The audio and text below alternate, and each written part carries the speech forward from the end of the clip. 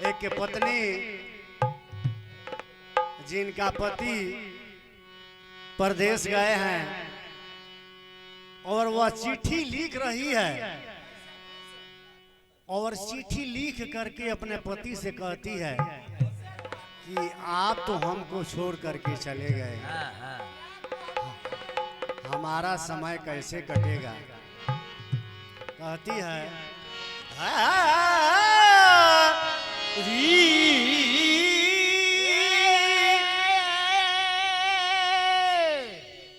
कैसे कह दूं कि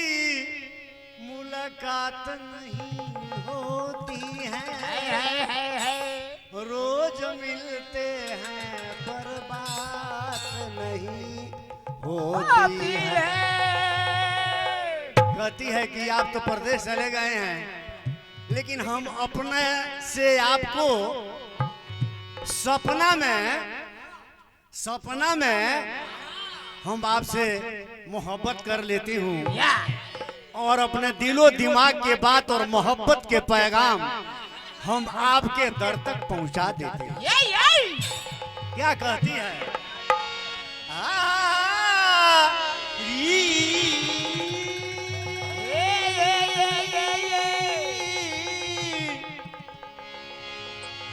यह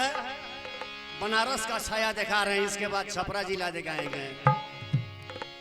कैसे दिनवा बीती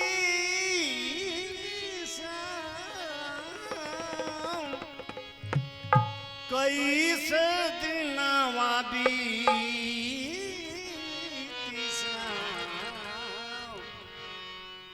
इतना बता के जइहा कैसे दिन बीती इतना बता के जइहा कैसे दिन बीती इतना बता के जइहा।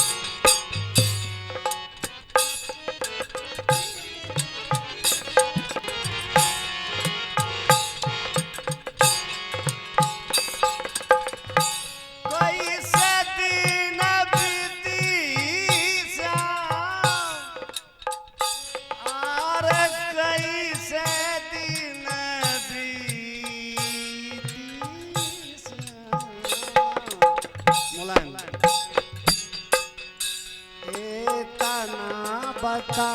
के जइहा कैसे दिन बीती इतना बता के जइहा।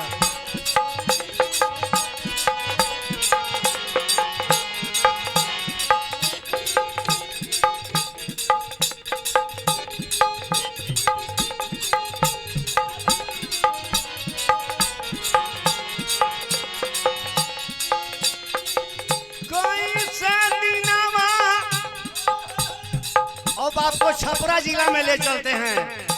छपरा जिला का तान देखिए। अरे कैसे बीती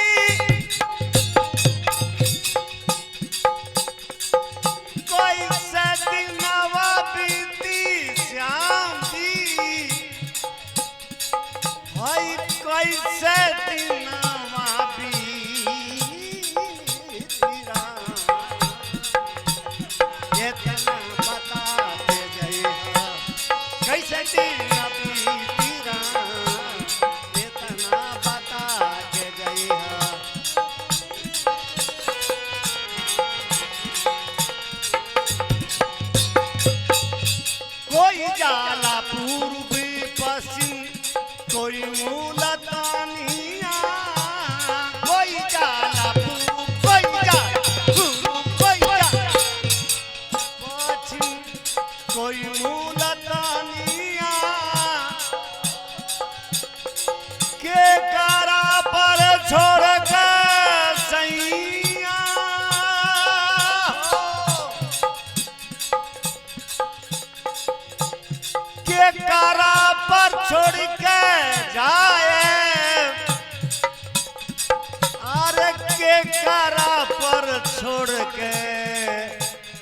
के करा पर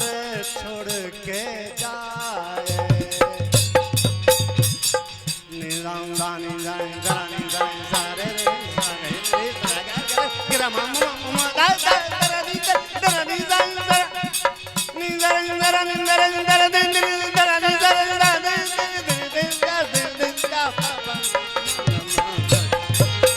के करा पर छोड़ी के जाए के करा पर छोड़ी के जाए तू कहीं पलनिया इतना बता दे जइहा कैसे दिन बीती राम इतना बता दे जइहा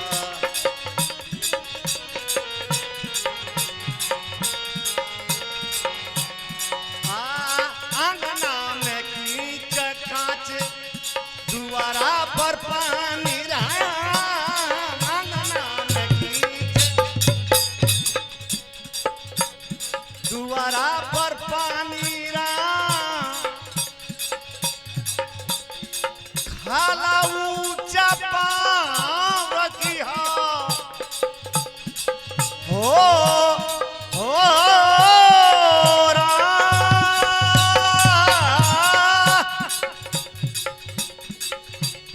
खाला ऊंचा पाँव रखी हो खाला ऊंचा पाँव रखी हो कोई नहीं जानी ना इतना बता के जइहा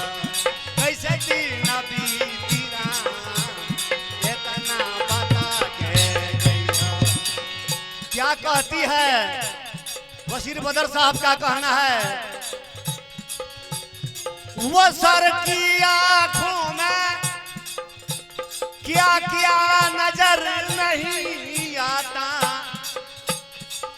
मगर नसीब का लिखा नजर नहीं आता हजारों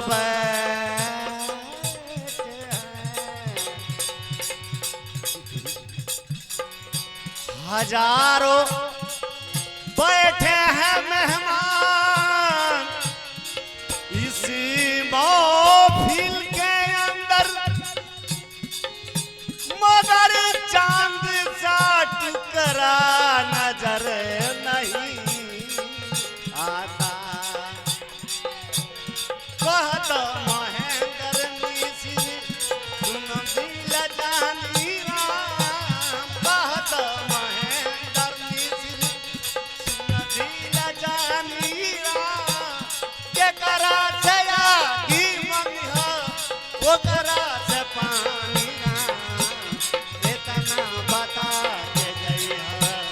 कैसे दिन बीती राम इतना